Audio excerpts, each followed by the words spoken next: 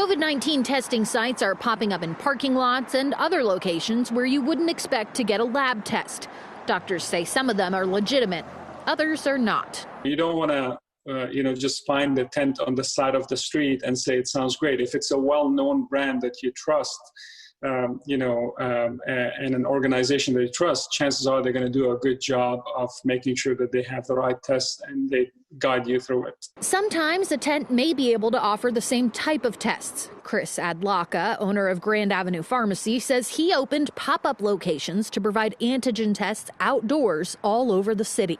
So they have the option of just waiting there, and they can actually wait and they get an official form, pharmacy form that tells them whether or not they're negative or positive. They also get depending on what they choose, either an email or a text. We spoke to Austin's COVID-19 Emergency Operations Center about testing locations. They told us they don't keep track of testing sites, but Texas Department of State Health Services might. DSHS has a map of test collection sites online, but says they don't authorize or license test sites either. Instead, they advise people to ask 3 questions before taking a test.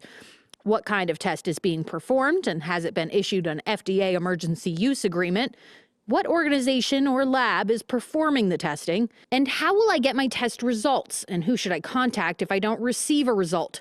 Doctors say another thing to note is what kind of protective equipment is being used by the person conducting the test. I think somebody who's doing swabbing should still have face protection, goggle, and mask, because that's considered a high-risk procedure.